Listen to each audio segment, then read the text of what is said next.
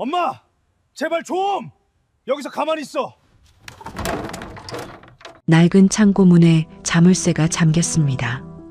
요양원에 데려다 준다던 아들의 손은 83 엄마를 창고에 가두고 있었어요. 그리고 그때 시장 골목 순대 국밥집 엄마와 늘 앉던 구석자리 테이블 밑에서 딸 영숙은 종이 한 장을 발견했습니다.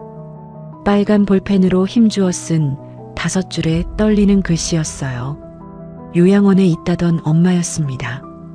오빠가 매주 잘 계신다며 사진까지 보내주던 엄마였어요. 그런데 그 엄마가 딸에게 살려달라는 쪽지를 남기고 있었습니다. 영숙은 그 쪽지를 쥔 손을 한참 떨었습니다. 그러다 조용히 처음으로 마음을 정했어요.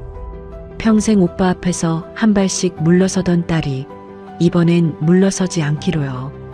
엄마를 가둔 사람이 스스로 무너질 판을 조용히 깔기 시작했습니다. 창고에 갇힌 엄마는 딸이 아는 그 자리에 어떻게 쪽지를 남길 수 있었을까요? 그리고 이 조용한 딸은 자기 엄마를 가둔 사람들을 어떻게 무너뜨리게 될까요? 사연을 시작하기 전에 구독과 좋아요 부탁드리고 지금 어디서 듣고 계신지 댓글로 알려주시면 언제나 행운이 가득하시길 바라겠습니다. 그럼 오늘의 사연 시작합니다. 영숙 씨, 지금 시간 돼요? 방금 어머니가 왔다 가셨는데 좀 이상해서요. 고사리를 묻히던 손이 멈췄습니다. 전화를 건 사람은 복순이었어요. 20년 넘게 시장 골목에서 순대국밥집을 해온 사람. 엄마와 영숙이 병원 진료가 끝날 때마다 들르던 그 집 주인이었습니다. 그런 복순의 목소리가 평소와 달리 낮고 조심스러웠어요. 영숙은 고무 장갑을 벗었습니다. 우리 엄마요? 엄마는 요양원에 계신데요. 전화기 너머에서 잠깐 정적이 흘렀습니다. 요양원이요? 아니에요, 영숙 씨. 방금 태식 씨 부부랑 여기 왔다 갔어요. 국밥 드시고요. 영숙은 도마 위에 칼을 내려놓았습니다. 오빠 태식은 넉 달 전에 분명히 말했어요. 엄마 치매가 심해져 급히 요양원에 모셨다고. 적응 기간이라 면회도 안 된다고요. 사진도 매주 보내왔습니다. 침대에 앉아 죽을 뜨는 사진, 창가에서 볕을 쬐는 사진. 그걸 볼 때마다 영숙은 마음이 놓였어요. 오빠가 그래도 엄마는 챙기는구나 하고요. 하지만 그 사진들에는 영숙이 미처 보지 못한 작은 빈자리가 있었습니다. 이모, 사람 잘못 보신 거 아니에요? 우리 엄마 못 나오시는데. 영숙 씨, 내가 어머니를 몇 년을 봤는데요. 딴 사람이면 내가 이렇게 전화하겠어요? 국밥은 거의 못 드시고 계속 영숙 씨 이름만 부르셨어요. 칼을 쥐었던 손에서 힘이 스르르 빠졌습니다. 엄마가 제 이름을요? 네. 내가 가까이 가려니까 며느리가 자꾸 앞을 막더라고요. 뭘 물어보려다가도 그때마다 입을 다무시고. 그리고 영숙 씨, 이게 제일 이상한데. 복순이 목소리를 낮췄어요. 어머니가 자꾸 테이블 밑을 만지셨어요. 손을 넣었다 뺐다 계속. 테이블 밑. 그 말이 무슨 뜻인지 그 순간엔 알지 못했습니다. 지금 어디 계세요, 우리 엄마? 조금 전에 태식 씨 부부가 다시 모시고 나갔어요. 어디로 가는지는 못 봤고요. 영숙은 앞치마도 풀지 못한 채 가게에 불을 껐습니다. 셔터를 내리고 자물쇠를 채우는데 손이 떨려 열쇠가 2번이나 미끄러졌어요. 그러고는 딸 서진에게 전화를 걸었습니다. 서진아, 외할머니가 방금 순대국밥집에 왔다 가셨대. 오빠 부부랑 요양원에 계신다면서요. 그러니까 복순 이모가 방금 봤대. 회사에 있던 서진은 놀란 티도 내지 않았어요. 대신 곧바로 잘랐습니다. 엄마, 지금 바로 외삼촌한테 전화하지 마. 왜? 물어봐야지, 당장. 먼저 확인부터 해. 지금 전화하면 외삼촌이 또 뭐라고 둘러댈지 몰라. 나 지금 나갈게. 시장 앞에서 봐. 영숙은 골목 한복판에서 걸음을 멈췄습니다. 딸의 말이 맞다는 걸 알면서도 가슴 한쪽이 뜨겁게 조여왔어요. 순대국밥집으로 뛰는 동안 시장 골목의 온갖 냄새가 코를 스쳤지만 아무것도 느껴지지 않았어요. 심장 뛰는 소리만 관자놀이에서 쿵쿵 울렸습니다. 가게 앞에 도착했을 때 복수는 이미 문 앞에서 기다리고 있었어요. 하얗게 질린 얼굴로요. 영숙 씨, 이거 봐야 할 것 같아요. 복수는 두 사람을 가게 가장 안쪽 구석으로 데려갔습니다. 다리 하나가 짧아 냅킨을 접어 괴어둔 낡은 나무 테이블. 20년 넘게 엄마와 영숙이 앉던 자리였어요. 여기요. 어머니가 영숙 씨랑 늘 앉으시던 자리. 영숙은 그 앞에서 잠깐 아무 말도 못했습니다. 엄마는 늘 이 자리에서 순대를 반이나 영숙의 그릇에 덜어주고 자신은 국물만 천천히 떠먹었어요. 손이 너무 떨리시는데도 계속 여기 밑을 만지셨어요. 영숙은 무릎을 꿇고 테이블 밑으로 손을 뻗었습니다. 서늘하고 축축한 상판 아래 거친 나무결을 더듬다가 손끝에 종이 한 장이 걸렸어요. 찢어진 약봉투 뒷면이었습니다. 밥알을 지식여 붙였는지 귀퉁이가 끈적하게 들러붙어 있었어요. 영숙은 손톱으로 조심스럽게 떼어냈습니다. 빨간 볼펜으로 힘주어 눌러 쓴 글씨. 획이 곳곳에서 흔들리고 끊겨 있었어요. 영수가 살려줘. 요양원 아니다. 태식이가 내 통장 가져갔다. 전화 못하게 한다. 엄마다. 손에 든 종이가 사시나무처럼 떨렸습니다. 이거 엄마 글씨야. 서진이 옆에서 쪽지를 사진으로 찍으며 물었어요. 확실해? 엄마, 정신 차리고 봐. 확실해야 돼. 영숙은 쪽지 속 숫자를 손끝으로 짚었습니다. 엄마는 내 이름 쓸 때 마지막 획을 항상 이렇게 길게 내려. 내가 초등학교 들어갈 때부터 그랬어. 이거 엄마야. 100번을 봐도 엄마 글씨야. 말끝이 갈라졌어요.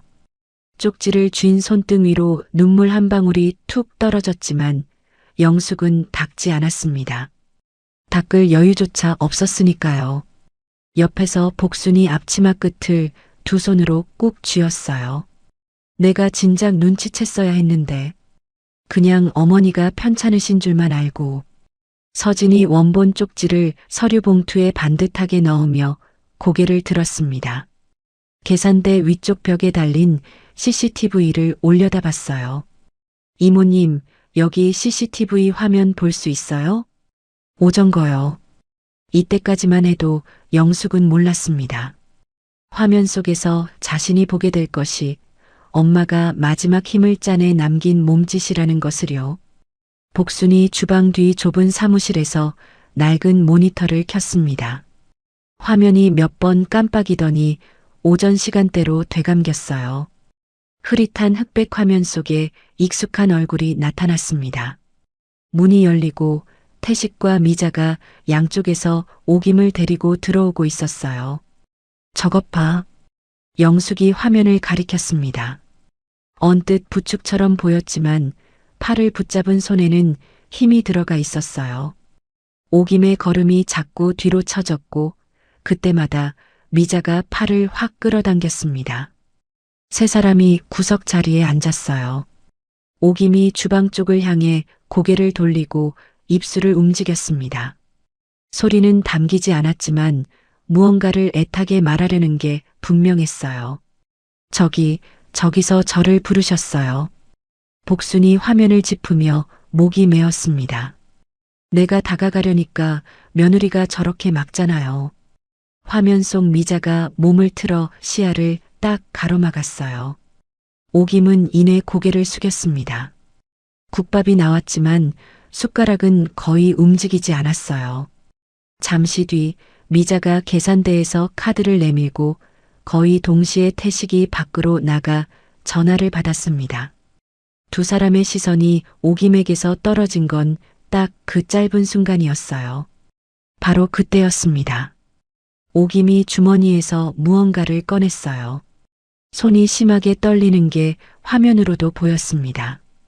그런데도 몸을 옆으로 숙여 테이블 밑으로 손을 뻗었어요. 3초, 4초, 5초. 마른 손이 그 아래서 멈춰 무언가를 꾹꾹 눌러붙이고 있었습니다. 곧 미자가 돌아섰고 오김은 재빨리 몸을 바로 세웠어요. 아무 일도 없었다는 듯 다시 국물 그릇으로 눈을 내렸습니다. 영숙은 손으로 입을 막았어요. 엄마. 목소리가 갈라져 나왔습니다. 84 노인이 자식들의 눈을 피해 떨리는 손으로 마지막 편지를 붙이고 있었던 겁니다. 그것도 딸이 20년을 함께 앉았던 바로 그 자리예요. 엄마는 알고 있었어요. 이 자리에 오면 언젠가 딸이 온다는 걸. 화면 속 세 사람이 일어났습니다. 미자가 오김의 팔을 잡아 세우자 오김은 나가면서도 고개를 몇 번이나 뒤로 돌렸어요. 이 자리를 눈에 담아두려는 것처럼요. 서진은 이미 휴대폰을 귀에 대고 있었습니다. 신고할게요. 노인 실종의 감금 의심으로요. 딸의 목소리가 좁은 사무실 안에 낮게 깔렸어요.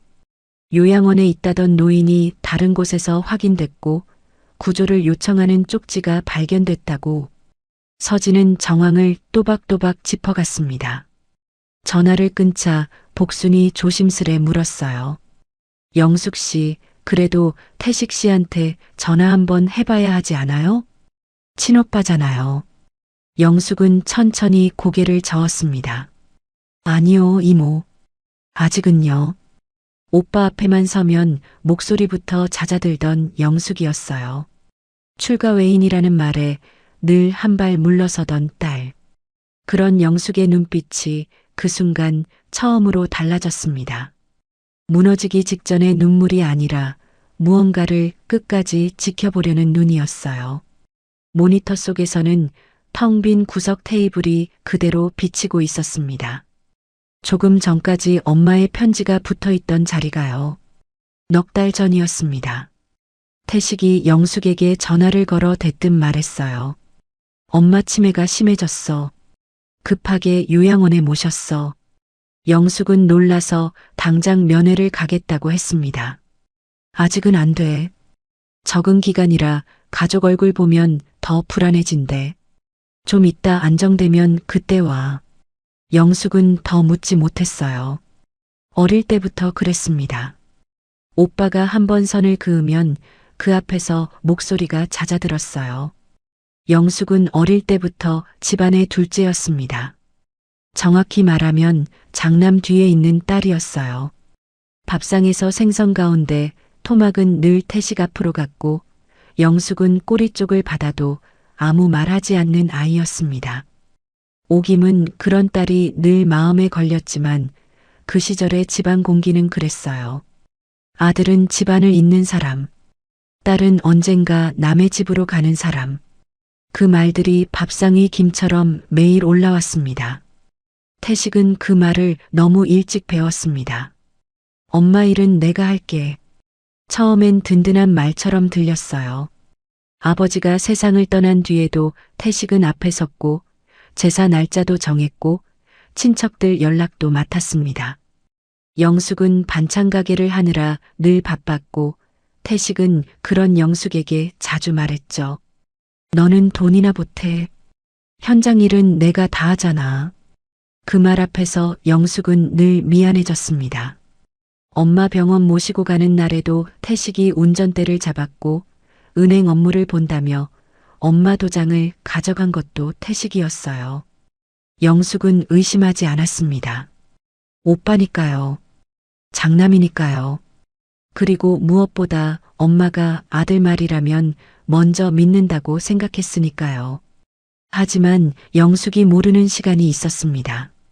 오김은 병원 진료가 끝나고 순대국밥집에 들를 때마다 영숙의 그릇에 순대를 덜어주며 같은 말을 했어요.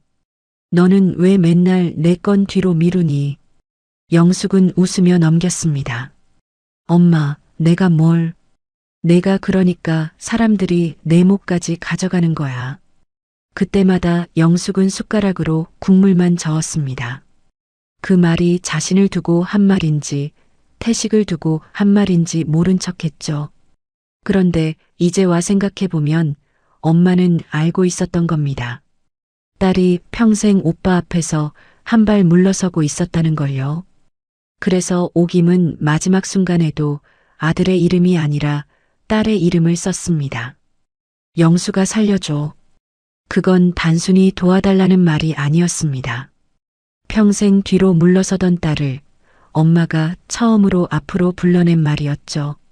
하지만 그 넉 달 전 영숙은 아직 아무것도 모른 채 오빠의 전화를 믿고 있었습니다. 딸은 출가 외인이야. 엄마 일은 장남인 내가 알아서 해. 태식은 늘 그렇게 말했습니다. 영숙은 매달 요양원비를 붙이는 것으로 마음의 짐을 덜었어요. 그게 자기가 할 수 있는 전부라고 믿었으니까요. 하지만 오김이 있던 곳은 요양원이 아니었습니다. 태식 부부 집 안쪽 작은 방이었어요. 작은 방 문은 늘 반쯤 잠겨 있었습니다. 겉으로 보기에는 그냥 노인이 쉬는 방처럼 보였어요. 낡은 장롱 하나, 낮은 침대 하나, 벽에 걸린 오래된 달력 하나. 하지만 오김에게 그 방은 집안에 있는 창고나 다름없었습니다. 태식이 치매라고 말했지만 오김은 치매 진단을 받은 적이 없었습니다. 병원에서는 고령으로 인한 기억력 저하가 조금 있을 뿐이라고 했어요. 그런데 태식은 그 말 한 줄을 붙잡고 엄마를 아무 말도 믿을 수 없는 사람으로 만들어버렸습니다. 휴대폰은 태식이 가져갔고 집 전화는 거실에 있었습니다. 문 밖으로 나가려 하면 미자가 먼저 물었습니다. 어머니, 또 어디 가시게요? 그 말투가 꼭 걱정하는 사람 같아서 처음 며칠은 오김도 별말을 하지 못했어요. 하지만 시간이 지날수록 이상한 것들이 하나씩 보였습니다. 약봉투가 줄어드는 속도가 달랐고 통장도 보이지 않았고 태식은 매번 같은 말만 했습니다. 엄마는 이제 돈 신경 쓰지 마. 내가 다 알아서 해. 알아서 한다는 말. 그 말이 오김에게는 점점 더 무섭게 들렸습니다. 밥은 하루 3번 들어왔지만 미자가 문 앞에 놓고 가는 날이 많았어요. 국은 식어 있었고 반찬은 어제 먹던 그대로였습니다. 오김이 숟가락을 들지 못하고 있으면 미자는 방문 밖에서 혀를 찼습니다. 또 안 드셨어요? 그러니까 자꾸 기운이 없지. 기운이 없는 게 아니라 사람이 말할 곳이 없어서 말라가는 중이었죠. 오김은 몇 번이나 영숙에게 전화해달라고 했습니다. 그때마다 태식은 웃었습니다. 영숙이는 장사하느라 바빠. 괜히 걱정시키지 마. 내가 목소리만 들으면 된다. 엄마가 자꾸 이상한 소리 하니까 내가 뭐 시키는 거야. 그 말이 제일 아팠습니다. 이상한 소리. 오김은 자신이 정말 이상해진 사람인가 싶어 밤마다 손가락으로 이름을 써봤어요. 박오김, 김영숙, 김태식. 이름은 또렷했습니다. 딸 이름도 또렷했고 자기 통장에 돈이 들어왔다는 통지서의 숫자도 또렷했어요. 4억 8천만 원. 그 숫자를 잊어버릴 만큼 오김은 흐려지지 않았습니다. 다만 몸이 늙었고 다리가 느렸고 문 밖에는 아들과 며느리가 있었을 뿐이었죠. 처음 3달 반은 그렇게 흘렀습니다. 그러던 넉 달째 어느 날 오김은 방 밖에 놓인 우편물 한 장을 보았어요. 미자가 미처 치우지 못한 것이었습니다. 토지 보상금 지급 완료 통지서였어요. 4억 8천만 원. 오김 명의의 밭이 개발구역에 들어가 지급된 돈이었습니다. 그런데 오김의 통장은 오래전부터 비어 있었어요. 오김은 그날 밤 태식을 불렀습니다. 태식아, 내 통장에 있던 돈 어디 갔니? 태식의 얼굴에서 웃음이 사라졌어요. 엄마가 잘못 본 거야. 내가 다 관리하고 있으니까 신경 쓰지 마. 영숙이 불러라. 내가 영숙이한테 직접 물어볼란다. 그 말이 떨어지기 무섭게 미자가 방으로 들어왔습니다. 오김의 손에서 휴대폰을 낚아챘어요. 어머니, 또 딸한테 일러 바치시려고요? 그 정신에 뭘 안다고요? 오김은 그때 알았습니다. 이 집에서는 자기 목소리가 밖으로 나갈 수 없다는 걸요. 딸에게 닿을 방법이 없다는 걸요. 그날 밤 태식은 오김의 도장을 찾았습니다. 낡은 장롱 두 번째 서랍. 남편이 살아있을 때부터 통장과 도장을 넣어두던 작은 보자기 아니었어요. 오김은 문틈 사이로 그 모습을 보고 있었습니다. 태식아, 그거 왜 꺼내니? 태식은 돌아보지도 않았습니다. 은행 갈 일이 있어. 내 돈은 내가 가서 해야지. 그 말에 태식이 처음으로 웃었습니다. 웃음이었지만 오김은 그게 웃음처럼 느껴지지 않았어요. 엄마가 가서 뭘 알아? 직원이 물어보면 대답이나 제대로 하겠어? 오김의 손끝이 이불을 움켜쥐었습니다. 나 아직 내 이름은 안다. 태식의 얼굴이 굳었습니다. 그때 미자가 옆에서 끼어들었어요. 어머니, 자꾸 고집 부리시면 더 이상해 보여요. 그냥 아들 믿고 맡기세요. 다음 날 아침 태식은 서류 몇 장을 들고 방으로 들어왔습니다. 엄마, 병원비 처리하는데 필요한 거야. 이름만 쓰면 돼. 오김은 종이를 내려다봤지만 글씨가 작았습니다. 안경은 보이지 않았어요. 나 안 보인다. 안경 가져와라. 그냥 이름만 쓰면 된다니까. 태식은 오김의 손등 위에 자기 손을 덮었습니다. 오김의 손이 태식의 힘에 밀려 움직였어요. 박오김. 분명 자기 이름인데 자기 글씨가 아니었습니다. 서명란 아래에는 작은 글씨로 위임이라는 말이 적혀 있었어요. 오김은 그 단어를 알아봤습니다. 태식아, 이거 뭐냐? 태식은 서류를 얼른 접었습니다. 엄마 병원비 처리하는 거야. 내가 직접 읽고 할란다. 엄마. 태식의 목소리가 낮아졌습니다. 사람들 앞에서 자꾸 이러면 창피하잖아. 창피하다는 말. 그 말에 오김은 입을 다물었습니다. 평생 자식 창피하게 하지 않으려고 살았습니다. 아들이 밖에서 고개 숙일까봐 없는 살림에도 밥상은 차렸고 친척들 앞에서는 늘 장남 자랑을 했어요. 그 마음을 태식은 너무 잘 알고 있었습니다. 그래서 그날도 그 말을 꺼낸 거였죠. 그 서류를 들고 태식은 다음 날 은행에 갔습니다. 오김은 그때까지도 몰랐어요. 그 종이 한 장이 자기 통장을 비우는 문이 될 줄은요. 그날 이후 오김의 통장은 더 깊이 사라졌습니다. 태식은 더 이상 통장 이야기를 하지 않았고 미자는 오김이 장롱 쪽으로만 가도 방문 앞을 막았습니다. 어머니, 뭐 찾으세요?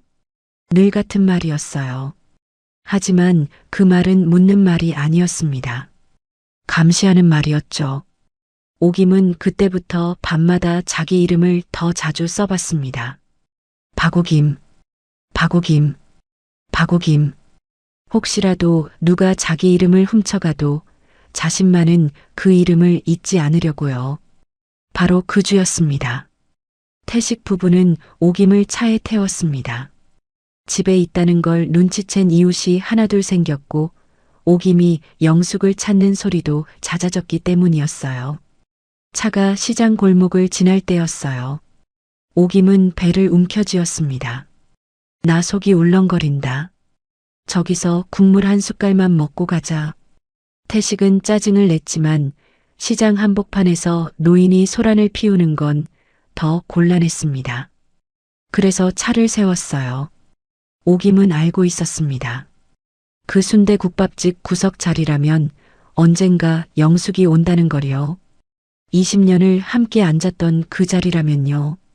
자리에 앉은 오김은 국밥 그릇 가장자리에 붙은 밥알 몇 개를 손끝으로 몰래 뭉개쥐었습니다. 풀도 테이프도 없었으니까요. 베개 밑에서 꺼내온 약봉투를 그 바발로 테이블 밑에 붙일 생각이었습니다. 사실 옥임은 그 며칠 전부터 조용히 준비를 하고 있었습니다. 어느 날 밤 혈압약이 담겨 있던 작은 약봉투 하나를 몰래 이불 밑에 숨겼어요. 뒷면이 하얗게 비어 있는 봉투였습니다. 그리고 미자가 장을 보러 간 사이 거실 탁자 위에 있던 빨간 볼펜 하나를 소매 안에 밀어 넣었어요. 손이 떨려 볼펜 하나 숨기는데도 심장이 뛰었습니다. 방으로 돌아온 옥임은 이불을 뒤집어 쓴 채 약봉투 뒷면에 글씨를 써봤어요. 영수가. 그 세 글자를 쓰는데 오래 걸렸습니다. 손끝이 떨려 획이 자꾸 끊겼어요. 그래도 옥임은 다시 썼습니다. 영수가 살려줘. 글씨를 다 쓰고 나자 옥임은 그 약봉투를 베개 밑 깊숙이 밀어 넣었습니다. 언젠가 기회가 오면, 딱 한 번만 밖에 나갈 수 있다면, 그때 영숙이 아는 곳에 이걸 남겨야 한다고 생각했습니다. 이때까지만 해도 태식은 몰랐습니다. 자기가 세운 차 한 대가 훗날 자신을 무너뜨릴 첫 단추가 되리라는 것을요. 그리고 그날 밤 옥임은 요양원이 아닌 곳에 도착했습니다. 문도 창문도 안에서는 열리지 않는 곳이었어요. 처음 옥임은 정말 요양원에 가는 줄 알았습니다. 태식은 차에 태우며 그렇게 말했거든요. 엄마, 오늘 하루만 다른 데서 쉬자. 의사도 조용한 데가 좋대. 옥임은 믿고 싶었습니다. 아들이니까요. 아무리 수상해도 평생 품에 안고 키운 자식이 자신을 해칠 거라고는 생각하고 싶지 않았습니다. 하지만 차는 시내를 벗어나고 있었습니다. 요양원 간판이 많은 큰 길이 아니라 논둑과 비닐하우스가 이어진 외곽길로 빠졌어요. 옥임은 창밖을 보다가 조심스럽게 물었습니다. 태식아, 여기가 어디냐? 태식은 운전대만 잡은 채 대답하지 않았습니다. 대신 조수석에 앉은 미자가 뒤를 돌아봤어요. 어머니, 그냥 좀 가만히 계세요. 자꾸 물어보면 머리만 더 아파요. 그 말투에는 걱정이 없었습니다. 귀찮음만 있었죠. 빈집에 도착했을 때는 이미 해가 기울고 있었습니다. 마당에는 잡초가 무릎까지 올라와 있었고 처마 끝에는 오래된 거미줄이 늘어져 있었어요. 옥임은 차에서 내리자마자 본능적으로 뒤로 물러섰습니다. 사람 사는 집의 냄새가 아니었습니다. 오래 닫아둔 집에서 나는 먼지 냄새, 젖은 흙 냄새, 곰팡이 냄새가 한꺼번에 올라왔거든요. 나 여기 싫다. 집에 가자. 옥임이 말하자 태식의 얼굴이 처음으로 일그러졌습니다. 엄마가 자꾸 영숙이 찾으니까 이러는 거야. 그 말은 낮았지만 차가웠습니다. 며칠만 조용히 있어. 괜히 동네 사람들한테 이상한 소리 하지 말고. 내가 무슨 이상한 소리를 했다고 그러냐. 옥임의 목소리가 떨렸습니다. 그때 미자가 비닐봉지 하나를 들어 보였습니다. 안에는 물 한 병과 빵 하나 그리고 약봉투 몇 장이 들어 있었어요. 어머니, 여기서 하루만 계세요. 내일 다시 모시러 올게요. 미자야, 내가 뭘 그렇게 잘못했니? 미자는 대답하지 않았습니다. 창고 문이 열렸습니다. 안쪽은 어두웠고 바닥에는 먼지가 뿌옇게 앉아 있었어요. 태식이 옥임의 팔을 잡았습니다. 그 손길은 부축이 아니었습니다. 밀어넣는 손이었죠. 옥임은 문틀을 붙잡았습니다. 마른 손가락에 낀 은반지가 문틀에 긁히며 작게 소리를 냈어요. 아주 작은 소리였습니다. 하지만 옥임에게는 그 소리가 이상하게 크게 들렸습니다. 40년 동안 빼지 않았던 반지였습니다. 남편이 죽기 전 마지막으로 닦아주었던 반지였고 영숙이 어릴 때마다 엄마 이거 나중에 놔줘 하고 만지작거리던 반지였어요. 옥임은 그 반지를 보며 이를 악물었습니다.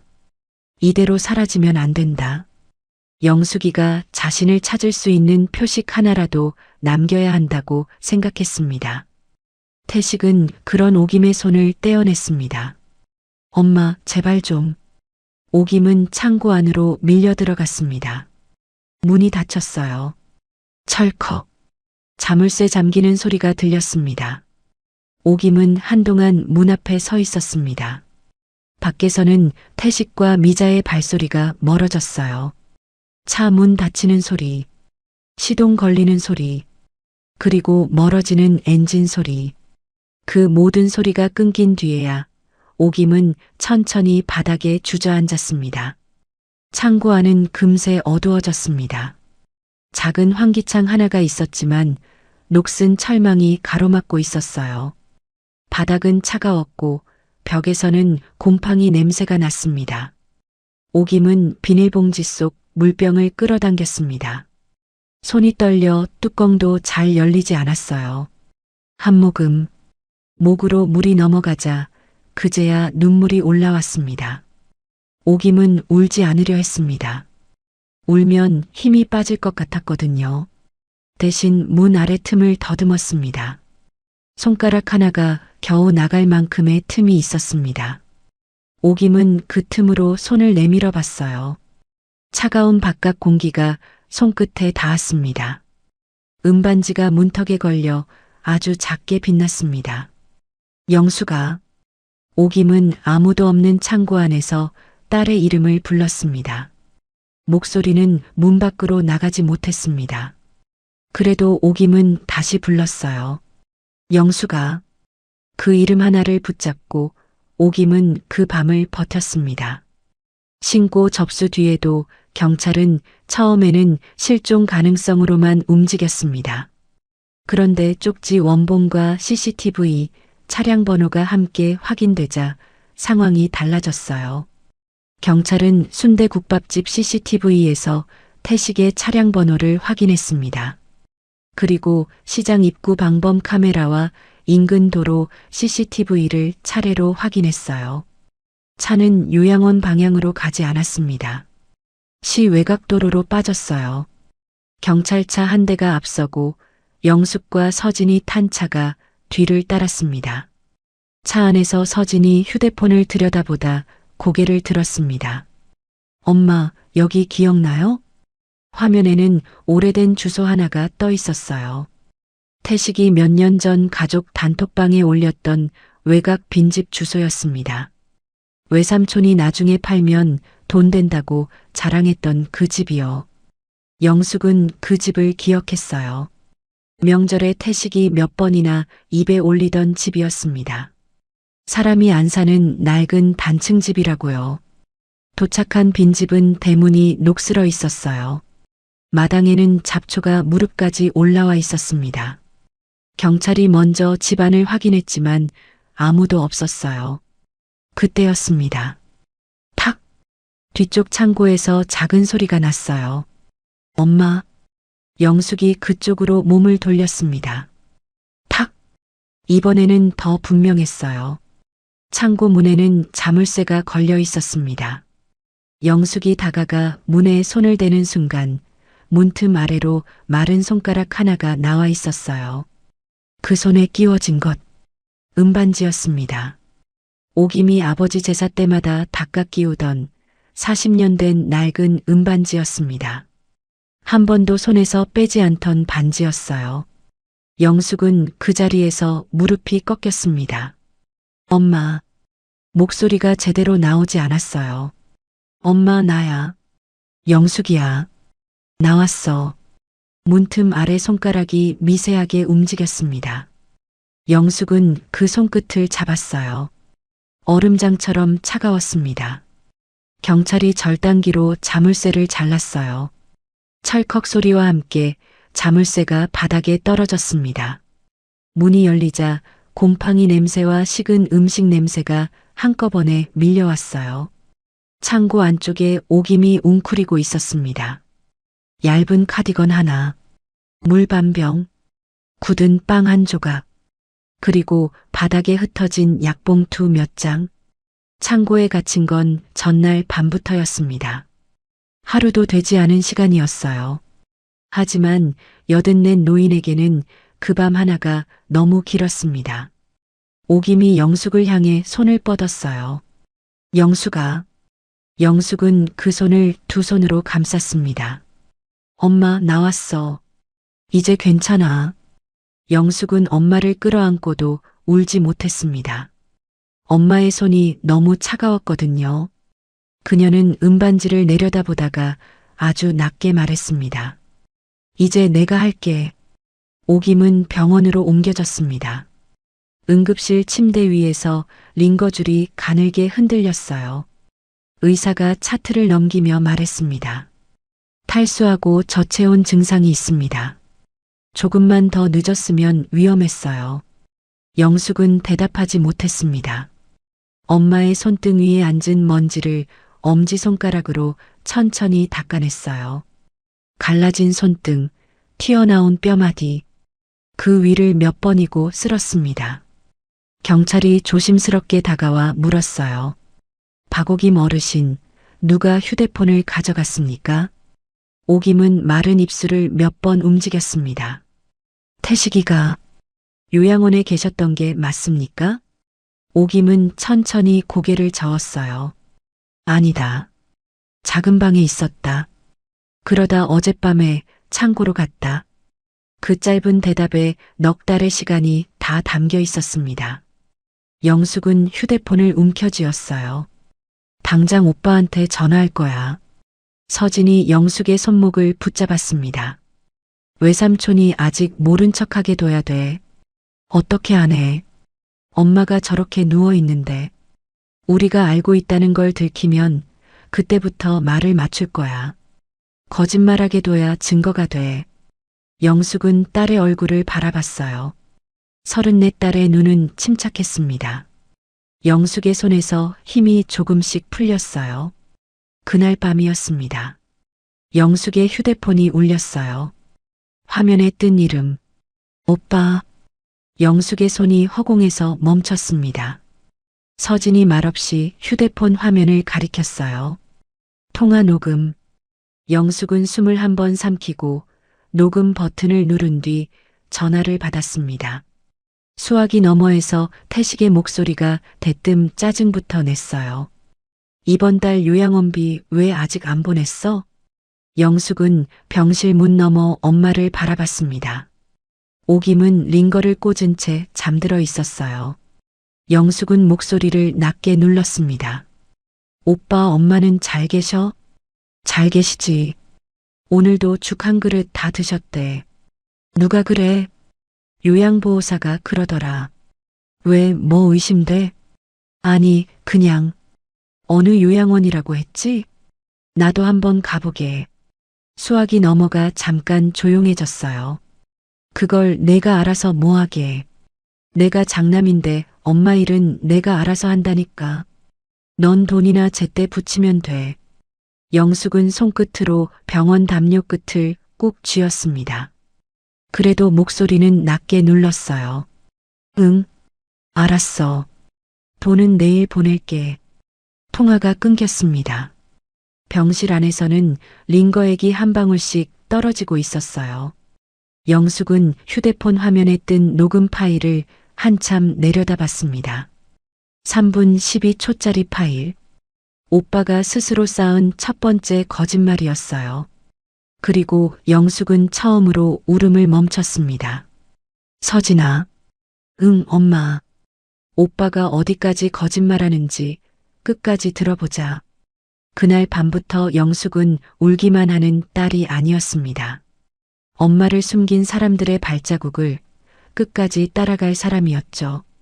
그날 밤 영숙은 집으로 가지 않았습니다. 반찬 가게 문을 다시 열었어요. 낮에 무치다 망고사리 무침이 스테인리스 통 안에 그대로 남아 있었습니다. 영숙은 그 앞을 지나 계산대 아래에서 낡은 장부를 꺼냈어요. 15년 동안 하루도 빼놓지 않고 적어온 장부였습니다. 영숙은 화려한 사람이 아니었어요. 대신 숫자 하나는 틀리는 법이 없었습니다. 장부에는 날짜와 금액이 빼곡했어요. 고춧가루 한 근, 무 3박스, 계란 5판, 그리고 한쪽 귀퉁이에는 늘 같은 글씨가 적혀 있었습니다. 엄마 요양원비 70만 원, 간병비 30만 원, 약값 18만 원. 넉 달치가 줄줄이 이어져 있었어요. 서진이 옆에서 노트북을 켰습니다. 영숙의 휴대폰으로 은행 이체 내역을 하나씩 내려받았어요. 영숙이 매달 보낸 돈이 어디로 갔는지 화면에 날짜 순으로 떴습니다. 영숙이 보낸 돈은 모두 태식 개인 계좌로 들어가 있었어요. 요양원 이름은 어디에도 없었습니다. 영숙은 장부와 이체 내역을 나란히 놓았습니다. 15년 된 종이 장부와 딸이 뽑은 새하얀 출력물이 형광등 아래 나란히 놓였어요. 내가 엄마한테 보낸 줄 알았던 돈이 손끝이 태식의 계좌번호 위에서 멈췄어요. 전부 오빠한테 갔네. 처음에는 입소 보증금이라는 명목으로 800만 원을 보냈습니다. 그 다음 달부터는 요양원비 70만 원, 간병비 30만 원, 약값 18만 원이 빠져나갔어요. 중간에는 정밀 검사비와 특별 간병비라는 이름으로 돈이 더 붙었습니다. 그렇게 넉 달 동안 영숙이 보낸 돈은 모두 합쳐 1,420만 원이 넘었습니다. 이름은 전부 엄마였지만 도착한 곳은 오빠 계좌였어요. 영숙은 그 돈이 엄마 죽 한 그릇, 약 한 봉지가 되는 줄로만 알았습니다. 그런데 그 돈은 단 한 번도 엄마에게 닿은 적이 없었어요. 영숙은 장부를 덮지 않았습니다. 서진아, 응, 돈은 거짓말을 못해. 그 말이 그날 밤 영숙이 처음으로 꺼낸 칼이었습니다. 다음 날 아침 영숙은 태식이 말했던 요양원 앞에 섰습니다. 넉 달 동안 매달 돈을 붙이면서도 한 번도 와보지 못한 곳이었어요. 면회가 안 된다는 오빠 말만 믿었으니까요. 박옥임 어르신이 여기 계셨던 적 있나요? 직원은 컴퓨터 화면을 몇 번 확인하더니 고개를 저었습니다. 입소 기록이 없습니다. 영숙은 가방끈을 꽉 쥐었어요. 넉 달 전에도요? 김태식이라는 사람이 모셨을 텐데요. 네. 박옥임님 성함으로는 상담 기록조차 없습니다. 서진이 나섰습니다. 입소 기록 없다는 확인서 받을 수 있을까요? 직원은 잠시 망설였지만 서진이 내민 경찰 신고 접수번호를 확인한 뒤 서류 한 장을 출력해 주었어요. 박옥임님 입소 기록 없음. 집으로 돌아온 영숙은 태식이 보내왔던 사진들을 하나씩 열었습니다. 침대에 앉아 죽을 뜨는 사진, 창가에서 볕을 쬐는 사진, 담요를 덮고 눈을 감은 사진. 그동안은 안심하려고만 봤던 사진들이었어요. 그런데 이제는 달랐습니다. 서진이 사진 하나를 화면에 띄우고 손가락으로 확대했어요. 엄마, 여기 봐. 서진은 사진 속 손을 확대했습니다. 손가락이 비어 있었습니다. 은반지가 없었어요. 엄마는 그 반지를 거의 빼지 않았습니다. 단 한 번 작년 가을 손가락에 상처가 났을 때 며칠 빼놓은 적이 있었죠. 그때 찍힌 사진이었습니다. 태식은 그 며칠 사이 찍어둔 사진을 넉 달 동안 새 사진처럼 보내고 있었던 겁니다. 서진은 사진 구석을 다시 확대했습니다. 침대 옆 작은 탁상 달력이 흐릿하게 찍혀 있었어요. 작년 11월, 태식이 지난주에 보낸 사진이었습니다. 서진은 사진 파일 정보를 확인했습니다. 원본 파일은 이미 사라졌지만 미자가 보낸 사진의 저장 날짜와 전송 기록은 남아 있었어요. 저장된 날짜는 작년이었고 전송된 건 지난주였습니다. 매주 안부 사진이라며 보내온 것들이 전부 작년에 찍힌 사진이었던 겁니다. 오후가 되자 옥임은 조금 정신을 차렸습니다. 영숙은 엄마 손을 잡고 조심스럽게 물었어요. 엄마, 통장 확인해도 돼? 엄마 돈이 어떻게 됐는지 봐야 할 것 같아. 옥임은 힘겹게 고개를 끄덕였습니다. 봐라. 영수가. 다 봐라. 은행 거래 내역에는 토지 보상금 입금 기록이 남아 있었습니다. 4억 8천만 원. 그리고 며칠 뒤부터 큰 금액들이 여러 차례 빠져나갔어요. 태식 명의의 가게 계좌로, 미자가 쓰던 카드사 납부 계좌로, 태식 아들의 전세 계약금 계좌로 합쳐서 3억 6천만 원이 넘었습니다. 영숙은 그 숫자를 오래 바라봤어요. 엄마 돈이. 말이 거기서 끊겼습니다. 서진이 대신 서류를 봉투에 넣었어요. 마지막은 위임장이었습니다. 엄마의 보상금 출금에 쓰인 서류였어요. 서명란에는 박옥임이라는 이름이 적혀 있었습니다. 하지만 글씨가 달랐어요. 영숙은 엄마의 쪽지와 위임장을 나란히 놓았습니다. 쪽지 속 임자는 아래 획이 길게 내려갔어요. 위임장 속 임자는 짧고 딱딱하게 끊겨 있었습니다. 영숙은 엄마 이름의 획 하나까지 아는 사람이었어요. 그래서 한눈에 알았습니다. 엄마 글씨가 아니야. 영숙은 모은 서류를 4개의 봉투에 나눠 넣었습니다. 첫 번째 봉투, 쪽지와 순대국밥집 CCTV. 두 번째 봉투, 요양원 미입소 확인서와 가짜 사진. 세 번째 봉투, 영숙이 보낸 돈 1,420만 원의 이체 내역. 네 번째 봉투, 보상금 4억 8천만 원과 위임장 의심 서류. 봉투가 하나씩 쌓일 때마다 영숙의 얼굴은 더 조용해졌어요. 그리고 그날 저녁 태식에게서 연락이 왔습니다. 엄마 일로 가족끼리 정리할 게 있다. 오늘 저녁에 도장 가지고 나와. 태식의 목소리는 여전히 명령처럼 들렸습니다. 영숙은 봉투 4개를 내려다봤어요. 어디로 가면 돼? 한정식집. 큰 고모도 오고 작은아버지도 와. 가족들 앞에서 깔끔하게 끝내자. 전화를 끊자 서진이 물었습니다. 갈 거야? 영숙은 봉투를 가방에 차곡차곡 넣었어요. 오라고 했잖아. 엄마, 이번엔 내가 가야 해. 오빠가 사람들 앞에서 직접 말하게 해야 하니까.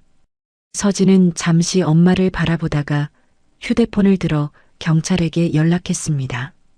이미 쪽지와 CCTV, 창고 사진, 병원 진단서, 요양원 확인서까지 제출한 뒤였어요. 경찰이 말했습니다. 허위 서류에 추가로 서명을 받으려는 정황이 있으면 바로 연락 주십시오. 한정식집 룸 안에는 이미 친척들이 앉아 있었습니다.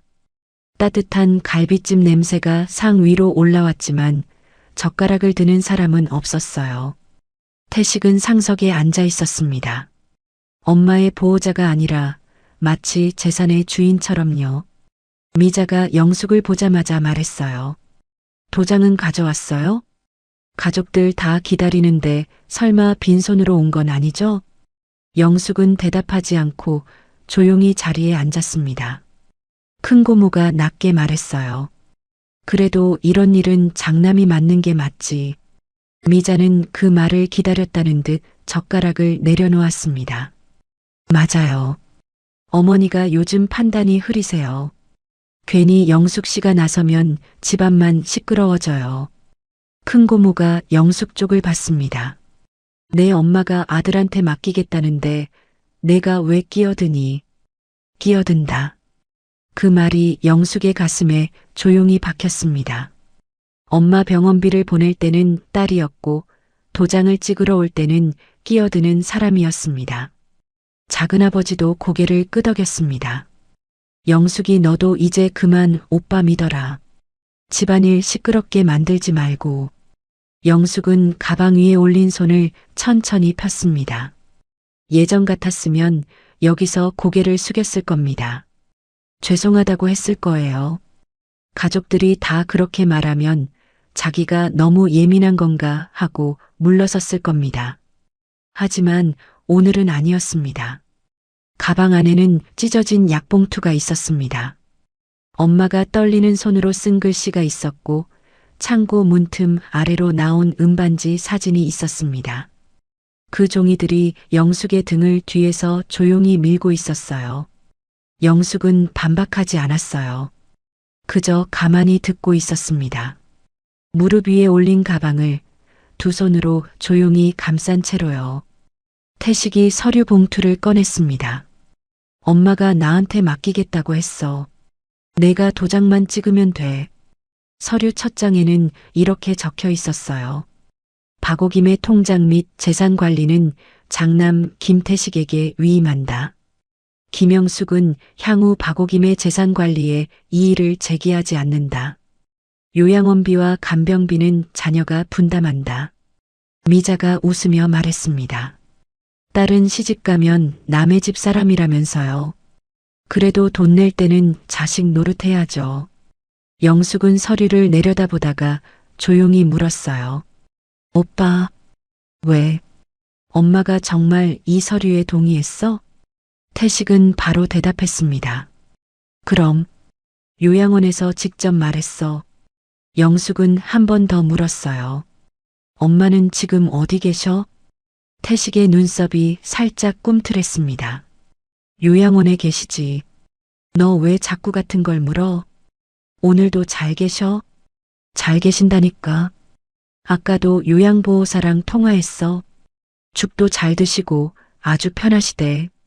태식은 그 침묵을 동의로 받아들였는지 서류를 더 앞으로 밀었습니다. 내가 도장만 찍으면 돼. 엄마도 이게 편해. 영숙은 그 말을 듣고 처음으로 웃었습니다. 웃음이라기보다 아주 짧게 숨이 빠져나온 것에 가까웠죠. 오빠, 엄마가 편하다고 했어? 엄마가 직접? 태식의 눈썹이 조금 올라갔습니다. 너 오늘 왜 이렇게 말이 많아? 영숙은 대답 대신 물컵을 바라봤습니다. 컵 안의 물이 조명 아래서 가늘게 흔들리고 있었어요. 그 흔들림이 이상하게 자신의 마음 같았습니다. 하지만 컵은 넘어지지 않았습니다. 영숙도 더는 넘어지지 않았어요. 큰 고모가 답답하다는 듯 말했습니다.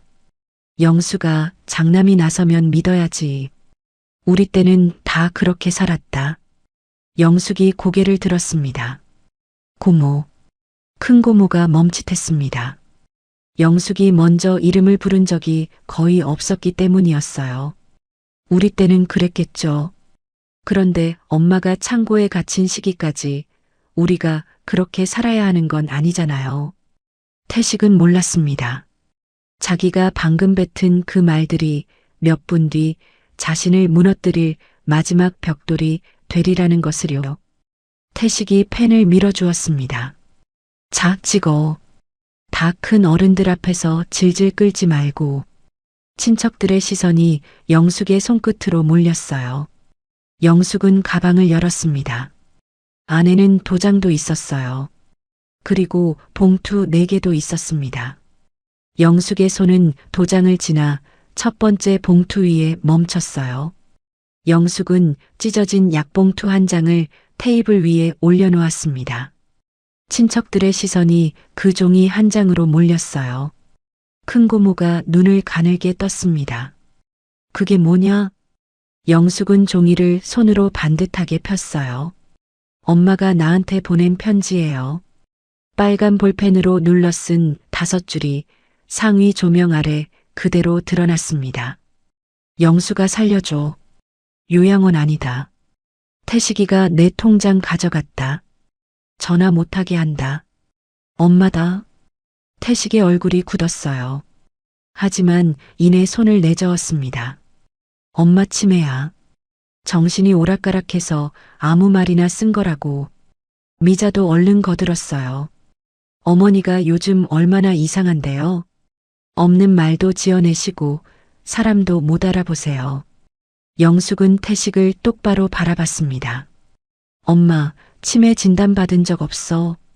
병원 기록에도 고령성 기억 저하라고만 돼 있고. 태식의 입이 살짝 벌어졌습니다. 첫 번째 방어막이 그렇게 한 번에 갈라졌어요. 그리고 영상도 가져왔어. 서진이 노트북을 열어 화면을 상 가운데로 돌렸어요. 순대국밥집 CCTV가 재생되기 시작했습니다. 태식과 미자가 양쪽에서 오김을 붙잡고 들어오는 장면. 오김이 주방 쪽을 향해 무언가 말하려 하자 미자가 몸을 틀어막는 장면. 그리고 오김이 떨리는 손으로 테이블 밑에 쪽지를 붙이는 장면. 방 안에서 젓가락 내려놓는 소리가 났습니다. 큰 고모의 입술이 조금 벌어졌어요. 작은아버지는 더 이상 태식을 보지 않았습니다. 태식이 다시 핑계를 댔어요. 자, 잠깐 모신 거야. 엄마가 답답하다고 해서 바람 쐬러 나온 거라고. 영숙은 대답 대신 두 번째 봉투에서 사진 몇 장을 꺼냈습니다. 그럼 이건 뭔데? 창고 사진이 상위에 한 장씩 놓였어요. 녹슨 자물쇠, 물 반 병, 굳은 빵 한 조각, 그리고 문틈 아래로 나온 마른 손. 그 손에 끼워진 것, 은반지였습니다. 큰 고모가 손으로 입을 막았어요. 84 노인이 하룻밤을 갇혀있던 자리가 사진 속에 고스란히 담겨 있었습니다. 영숙은 두 번째 봉투에서 마지막 한 장을 꺼냈어요. 오빠가 말한 요양원에는 엄마 이름이 없었어. 박오김님 입소 기록 없음. 종이 한 장이 상 위에 조용히 내려앉았습니다. 큰 고모가 그 종이를 집어들었습니다. 손끝이 조금 떨리고 있었어요. 방금 전까지만 해도 장남이 맞는 게 맞다고 말하던 사람이었습니다. 영숙이 괜히 집안을 시끄럽게 만든다고 오빠를 믿으라고 말하던 사람이었죠. 그런데 종이 위에는 너무 짧은 문장 하나만 적혀 있었습니다. 입소 기록 없음. 변명의 여지가 없는 문장이었습니다.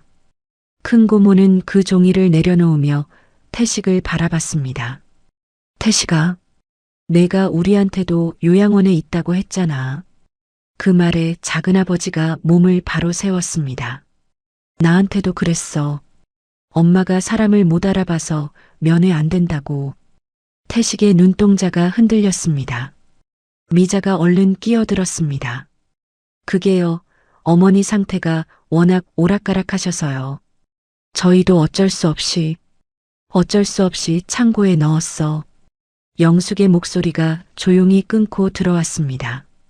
방 안의 공기가 식었습니다. 영숙은 창고 사진 한 장을 손끝으로 밀었습니다. 문틈 아래로 나온 손, 그 손에 끼워진 은반지. 큰 고모는 그 사진을 보는 순간 입술을 깨물었습니다. 이 반지. 큰 고모의 목소리가 작아졌어요. 올케가 제사 때마다 닦던 거잖아. 아무도 대답하지 않았습니다. 사진 속 반지는 작았지만 그 방 안에서는 누구보다 크게 보였습니다. 평생 장남이라는 이름 뒤에 서 있던 사람들도 그 반지 앞에서는 더 이상 모른 척할 수 없었죠. 태식은 급히 물컵을 들었습니다. 하지만 입술에 대기도 전에 손이 떨렸고 물이 손등 위로 흘러내렸어요. 영숙은 그걸 바라봤습니다. 예전 같았으면 오빠 손부터 닦아줬을 겁니다. 오빠 괜찮아. 그렇게 물었을 거예요. 하지만 오늘은 아니었습니다. 오늘 닦아야 할 손은 오빠의 손이 아니었습니다. 창고 바닥에 닿아 얼음장처럼 차가워진 엄마의 손이었죠. 서진이 조용히 노트북 화면을 넘겼습니다. 이번에는 병원 진단서였습니다. 탈수, 저체온, 영양상태 불량. 서진이 낮게 말했어요. 외할머니를 구조했을 때 상태입니다. 탈수의 저체온, 영양상태 불량. 조금만 늦었으면 위험했어요. 영숙은 그 진단서를 상 위에 내려놓았습니다. 오빠는 엄마가 이상한 소리를 한다고 했지. 사람도 못 알아본다고 했고. 영숙의 목소리가 낮아졌습니다. 그런데 엄마는 자기 이름도 알았고 내 이름도 알았고 오빠가 통장을 가져갔다는 것도 정확히 알고 있었어. 작은아버지가 태식 쪽으로 몸을 돌렸습니다. 너 정말 돈 때문에 그랬냐? 그 말이 나오자 태식의 얼굴이 굳었습니다. 돈. 그 단어가 상 위로 올라오자 미자의 눈빛이 먼저 흔들렸습니다. 영숙은 세 번째 봉투를 열기 전 잠시 멈췄습니다. 일부러였습니다. 오빠가 그 침묵 속에서 조금 더 버티게 두고 싶었어요. 그동안 영숙은 늘 침묵 속에서 밀렸습니다. 오늘은 그 침묵이 태식을 밀어내고 있었습니다. 태식의 이마에 땀이 배기 시작했습니다. 그는 급히 미자를 돌아봤어요. 나는 몰랐다. 사진은 미자가 보낸 거야. 미자의 얼굴이 확 일그러졌습니다. 당신이 시켰잖아. 휴대폰도 당신이 뺏었고 나는 시키는 대로만 했어. 이 여자가 지금 무슨 소리를 하는 거야? 두 사람이 친척들 앞에서 서로를 향해 목소리를 높였어요. 넉 달을 함께 짜맞춘 거짓말이 상 위에 놓인 종이 몇 장 앞에서 갈라지고 있었습니다. 영숙은 그 소란 속에서 조용히 세 번째 봉투를 열었어요. 장부였습니다. 15년 동안 반찬가게 계산대 아래에 있던 그 낡은 장부였어요. 오빠, 태식이 영숙을 봤습니다. 돈은 거짓말을 못해. 영숙은 이체 내역을 한 장씩 펼쳤어요.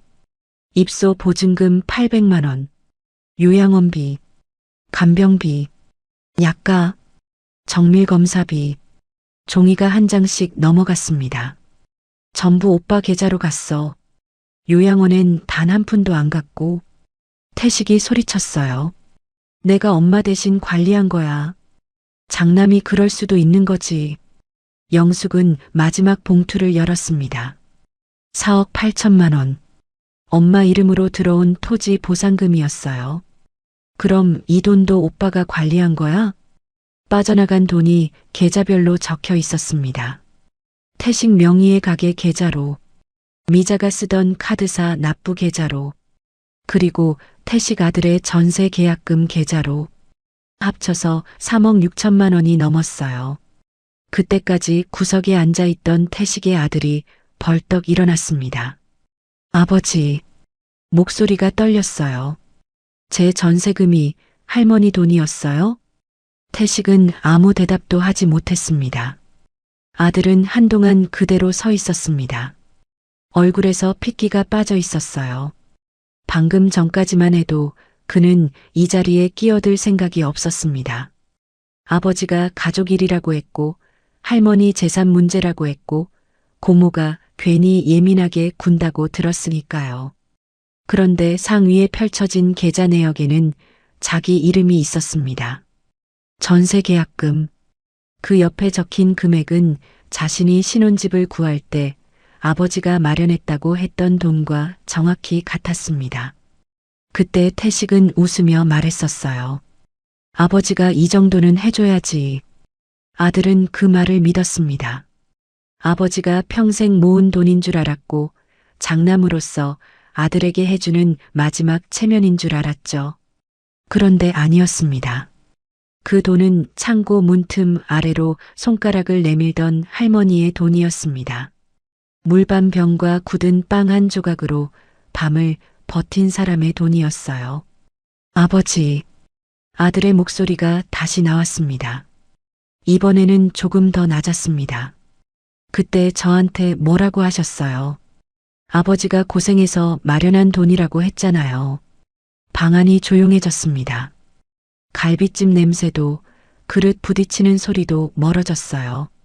아들은 천천히 영숙 쪽을 봤습니다. 저는 몰랐습니다, 고모. 영숙은 대답하지 않았습니다. 몰랐다는 말. 오늘 이 방에서 너무 많이 들은 말이었습니다. 큰 고모도 몰랐다고 했고, 작은아버지도 몰랐다고 했고, 미자도 몰랐다고 할 준비를 하고 있었습니다. 하지만 엄마는 알고 있었습니다. 그리고 살려달라고 썼습니다. 그래서 영숙은 쉽게 고개를 끄덕일 수 없었어요. 아들은 그 침묵을 알아들었습니다. 그는 다시 태식을 향해 돌아섰습니다. 저 그 집 안 들어가겠습니다. 태식의 눈이 커졌습니다. 너 지금 무슨 소리야? 계약금이 얼만데? 그 돈이 할머니 돈이면 저는 못 들어갑니다. 이미 계약했어. 내가 안 들어가면 손해가 얼마인 줄 알아? 아들은 헛웃음을 흘렸습니다. 손해요? 그는 상위의 창고 사진을 집어들었습니다. 문틈 아래로 나온 마른 손, 은반지. 할머니는 여기서 손해가 아니라 목숨을 잃을 뻔했어요. 태식은 아들을 노려봤습니다. 내가 뭘 안다고 끼어들어. 예전 같으면 아들은 그 말에 물러섰을 겁니다. 태식의 집에서는 늘 그랬어요. 아버지가 목소리를 높이면 아내도 아들도 먼저 입을 다물었습니다. 그런데 그날은 달랐습니다. 아들은 계약서 봉투를 천천히 접었습니다. 제가 돌려놓겠습니다. 할머니 돈으로 시작하는 집에는 못 들어갑니다. 그 말이 끝나자 태식의 얼굴이 무너졌습니다. 처음으로였습니다. 돈이 아니라 아들의 눈앞에서요. 그 순간 영숙은 알았습니다. 태식에게 가장 아픈 벌은 경찰이 들어오는 것만이 아니라는 걸요. 자기가 평생 붙잡고 있던 장남의 체면이 자기 아들의 입에서 먼저 끝나고 있었습니다. 영숙은 마지막으로 위임장을 꺼냈어요. 엄마가 직접 동의했다며. 그런데 이 글씨, 엄마 글씨 아니야. 영숙은 위임장 옆에 엄마의 쪽지를 나란히 놓았습니다. 엄마는 내 이름 쓸 때 마지막 획을 늘 길게 내렸어. 엄마 이름 임자도 똑같아. 그런데 이 위임장에는 그 획이 없어. 두 종이 위 글씨가 상 조명 아래 나란히 놓였어요. 누가 봐도 다른 손이 쓴 글씨였습니다. 태식이 자리를 박차며 소리쳤어요. 가족끼리 이렇게까지 해야겠냐? 영숙은 천천히 고개를 들었습니다. 엄마가 창고에서 내 이름을 부른 순간 영숙은 쪽지를 다시 바라봤어요. 이건 가족 일이 아니라 범죄가 됐어. 그때 룸문이 열렸습니다. 서진의 가방 안에서는 휴대폰 통화가 이미 연결되어 있었어요. 경찰은 룸밖 복도에서 조금 전 태식이 뱉은 말들을 그대로 듣고 있었던 겁니다. 경찰이 들어왔어요. 김태식 씨, 장미자 씨, 박오김 씨 감금 및 노인 학대, 보상금 횡령, 그리고 강요된 위임장 사용 혐의로 조사받으셔야 합니다. 태식의 다리에서 힘이 풀렸습니다. 그는 상 앞에 무릎을 꿇었어요. 영숙아, 오빠 한 번만 살려줘. 영숙은 쪽지를 접어 봉투에 도로 넣었습니다. 오빠, 태식이 고개를 들었어요. 엄마가 먼저 살려달라고 했어. 영숙의 목소리는 낮았지만 흔들리지 않았습니다.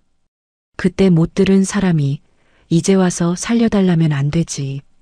조사가 시작된 뒤 태식이 가장 먼저 한 일은 미자를 탓하는 것이었습니다. 나는 몰랐다. 사진은 미자가 보낸 거야. 엄마를 창고에 둔 것도 잠깐이었고, 하지만 미자도 가만히 있지 않았어요. 당신이 시켰잖아. 통장 가져오라고 한 것도 당신이고, 영숙 씨한테 돈 더 받아내라고 한 것도 당신이었잖아. 두 사람은 경찰서 조사실에서도 서로를 물어뜯었습니다. 넉 달 동안 한 몸처럼 움직였던 거짓말이 제 살길 앞에서는 하루도 버티지 못한 겁니다. 그 말은 빈말이 아니었습니다. 며칠 뒤 태식의 아들은 계약 해지 서류를 들고 경찰서로 찾아왔어요. 접견실 유리창 너머로 아들을 본 태식의 얼굴이 굳었습니다. 아들은 서류 봉투를 테이블 위에 내려놓았습니다. 계약 해지했습니다. 너 진짜 그 집 안 들어갈 거야? 아들은 고개를 들었습니다. 아빠가 할머니한테 그런 짓 한 집에는 못 들어간다고 말씀드렸잖아요. 태식은 그 봉투만 오래 바라봤습니다. 그제야 알게 된 겁니다. 자기가 빼앗은 건 엄마의 돈만이 아니라 아들이 아버지를 믿고 있던 마지막 마음이었다는 것을요. 친척들도 더 이상 태식에게 엄마 일을 묻지 않았어요. 큰 고모는 영숙에게 직접 전화를 걸어왔습니다. 영숙아, 우리가 몰랐다. 영숙은 한참 말이 없었어요. 예전 같았으면 괜찮다고 했을 겁니다. 가족끼리 그럴 수 있다고 그냥 넘어갔을 거예요. 하지만 이번에는 아니었습니다. 몰랐다는 말로 끝낼 일이 아니에요. 영숙은 조용히 말했습니다. 엄마가 식탁 밑에 살려달라고 쓸 동안 아무도 보려고 하지 않았잖아요. 전화기 넘어가 조용해졌습니다. 며칠 뒤 태식이 다시 영숙에게 전화를 걸었어요. 목소리는 예전 같지 않았습니다. 명령하던 사람의 목소리가 아니었어요. 영숙아. 영숙은 대답하지 않았습니다. 그래도 오빠잖아. 한 번만 합의해줘. 영숙은 병실 문틈 사이로 엄마를 바라봤어요. 오김은 잠든 채 손가락을 조금씩 움직이고 있었습니다. 그 손에는 은반지가 끼워져 있었어요. 오빠. 응, 영숙아. 엄마가 창고에서 살려달라고 할 때 문 열어줬어? 태식은 대답하지 못했습니다. 그럼 나도 못 열어줘.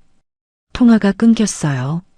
그날 이후에도 태식은 여러 번 전화를 걸었습니다. 처음에는 애원했습니다. 그 다음에는 화를 냈고 마지막에는 친척들을 앞세웠어요. 그래도 내 오빠다. 감옥까지 보내면 내 마음은 편하겠니? 엄마도 결국 자식인데 용서하라고 하실 거다. 예전의 영숙이라면 그 말들 앞에서 흔들렸을 겁니다. 가족이라는 말은 늘 영숙의 발목을 잡았으니까요. 하지만 이번에는 아니었습니다. 영숙은 병실 침대 위에 누운 오김의 손을 봤습니다. 은반지가 끼워진 손, 문틈 아래로 빠져나와 차가운 바깥 공기를 붙잡고 있던 손. 그 손을 본 뒤로는 누구의 말도 영숙을 다시 예전 자리로 돌려놓지 못했습니다. 엄마가 용서하라고 직접 말하면 그때 생각해 볼게요. 영숙은 친척들에게 그렇게 말했습니다. 그런데 엄마가 지금 제일 먼저 묻는 말은 그거예요. 문 잠갔냐고. 전화기 너머에서 아무도 대답하지 못했습니다.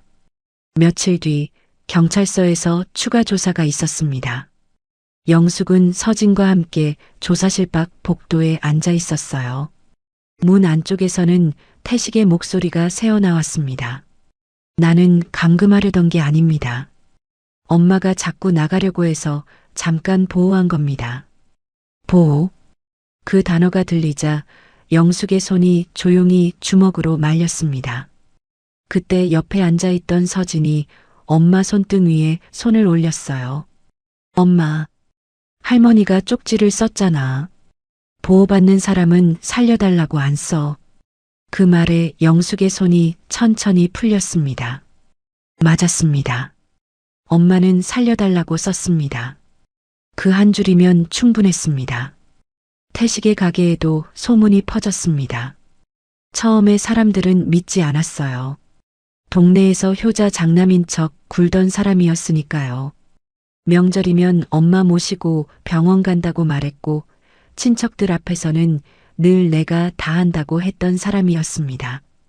그런데 순대국밥집 CCTV와 요양원 미입소 확인서, 보상금 이체 내역이 하나씩 드러나자 사람들의 시선이 달라졌습니다. 태식의 가게 앞을 지나던 사람들이 발걸음을 늦췄고 미자는 며칠 동안 가게 문을 열지 못했습니다. 문 앞에는 납품업체 독촉장이 붙었어요. 태식이 엄마 돈으로 막아온 구멍들이 이제 하나씩 벌어지고 있었습니다. 그중 가장 먼저 무너진 건 태식의 아들이었습니다. 아들은 전세 계약서를 돌려놓은 뒤 할머니 병실에 찾아왔습니다. 문 앞에서 한참 서 있다가 조심스럽게 들어왔어요. 오김은 그를 바로 알아보지 못했습니다. 아들은 침대 옆에 무릎을 꿇었습니다. 할머니. 오김이 천천히 고개를 돌렸어요. 아들은 고개를 숙였습니다. 죄송해요. 그 돈이 할머니 돈인 줄 몰랐어요. 오김은 대답하지 않았습니다.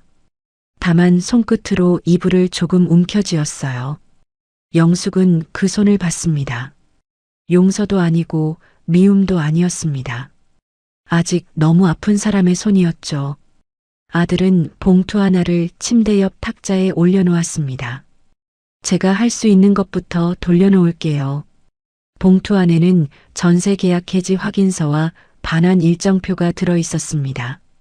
영숙은 그 종이를 조용히 확인했습니다. 태식이 빼돌린 돈이 하루아침에 다 돌아오지는 않을 겁니다. 하지만 길은 생겼습니다. 돈이 흘러간 길을 따라 다시 되돌려오는 길이요. 영숙은 합의서에 도장을 찍지 않았습니다.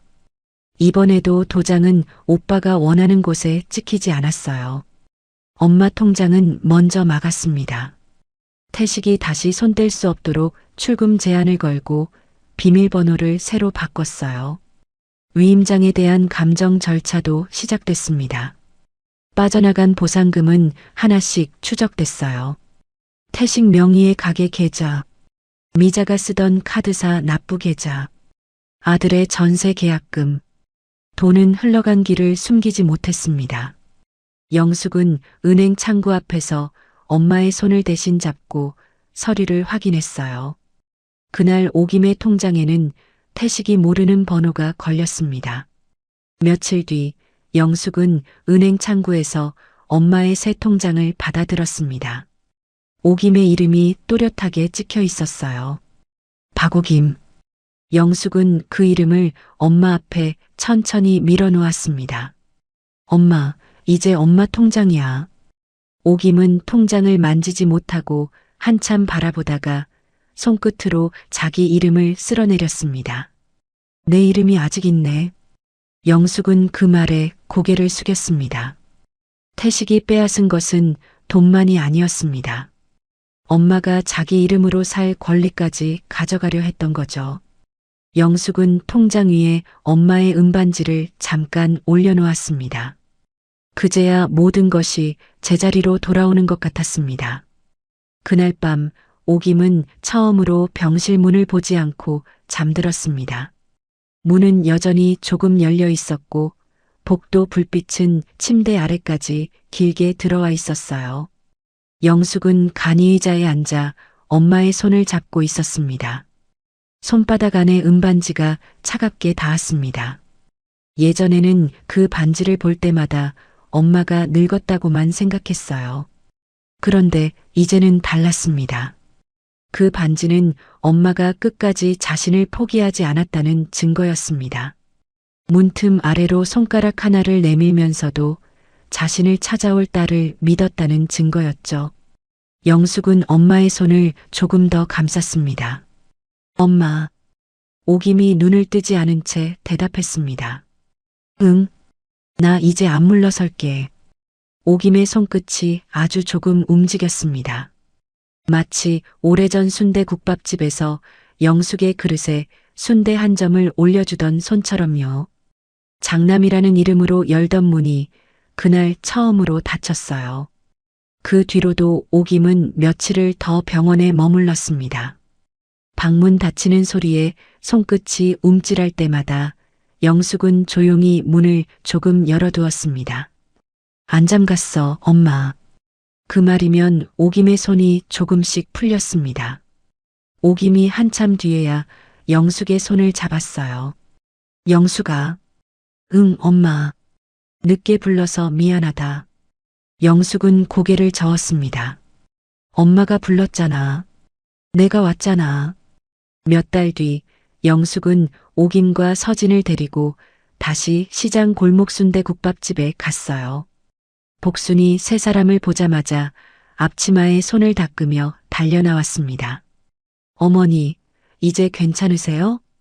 오김이 천천히 고개를 끄덕였어요. 덕분에 살았어. 세 사람은 구석 4번 테이블에 앉았습니다. 영숙은 자신도 모르게 식탁 밑을 한번 바라봤어요. 복수는 일부러 아무 말 없이 물컵부터 내려놓았습니다. 예전 같으면 늘 드시던 걸로 드릴까요 하고 물었을 텐데 그날은 묻지 않았어요. 그 말조차 오김에게 부담이 될까봐 그랬습니다. 오김은 구석 자리에 앉아 한동안 손을 무릎 위에 올려두고 있었습니다. 손끝이 조금씩 떨렸어요. 테이블 밑을 향해 내려가려는 것처럼 보일 때마다 영숙은 엄마의 손등 위에 자기 손을 살며시 올렸습니다. 엄마, 이제 거기 안 봐도 돼. 오김은 바로 대답하지 못했습니다. 시선은 아직 식탁 아래에 머물러 있었어요. 그곳에는 이제 아무것도 없었습니다. 그런데도 오김의 눈에는 그날의 약봉투가 아직 붙어 있는 것처럼 보이는 모양이었습니다. 빨간 볼펜 자국, 바발로 붙인 귀퉁이, 떨리는 손으로 꾹꾹 눌러 붙이던 그 짧은 순간, 오김은 그 자리에 자기 목숨을 붙여두고 나온 사람이었죠. 잠시 뒤 복순이 국밥 3그릇을 들고 왔습니다. 뜨거운 뚝배기에서 김이 올라왔어요. 순대국밥 냄새가 테이블 위로 퍼지자 오김의 눈이 아주 조금 흔들렸습니다. 20년 동안 맡아온 냄새였습니다. 병원 진료가 끝나면 영숙과 함께 들르던 냄새. 영숙이 국밥을 잘 못 먹으면 자기 그릇에서 순대를 덜어주던 냄새. 그 평범한 냄새가 한동안 오김에게는 돌아갈 수 없는 세상처럼 멀어져 있었습니다. 복순이 조심스럽게 말했습니다. 어머니, 오늘은 제가 순대 많이 넣었어요. 오김은 고개를 들었습니다. 복순의 눈도 젖어 있었어요. 그날 제가 바로 붙잡았어야 했는데. 오김은 천천히 고개를 저었습니다. 아니야. 목소리는 작았지만 또렷했습니다. 내가 전화해줘서 살았어. 복수는 앞치마 끝을 움켜쥐었습니다. 어머니, 그때 내가 너를 부르려고 했는데 입이 안 떨어지더라. 오김은 뜨거운 국밥을 내려다봤습니다. 사람이 겁을 먹으면 소리도 안 나와. 영숙은 그 말을 듣고 숟가락을 쥔 손이 멈췄습니다. 엄마는 그 넉 달 동안 얼마나 많은 순간에 소리가 나오지 않았을까요? 방문 앞에서, 차 안에서, 창고 문 안에서, 그리고 순대국밥집 테이블 아래에 약봉투를 붙이던 그 순간에도요. 오김은 젓가락을 들었습니다. 손이 아직 떨렸습니다. 순대 한 점을 집으려 했지만 젓가락 끝에서 자꾸 미끄러졌어요. 영숙이 대신 집어주려 하자 오김이 고개를 저었습니다. 내가 할게. 아주 작은 말이었습니다. 하지만 영숙은 손을 거두었습니다. 오김은 천천히, 아주 천천히 순대 한 점을 집었습니다. 그리고 예전처럼 영숙의 그릇 위에 올려놓았어요. 너 이거 좋아하잖아. 그 말은 평범했습니다. 너무 평범해서 영숙은 더 아팠습니다. 엄마가 돌아오고 싶었던 건 큰 것이 아니었습니다.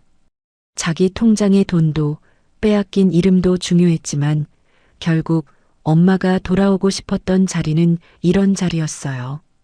딸 앞에 앉아 뜨거운 국밥을 먹고 순대 한 점을 덜어주는 자리.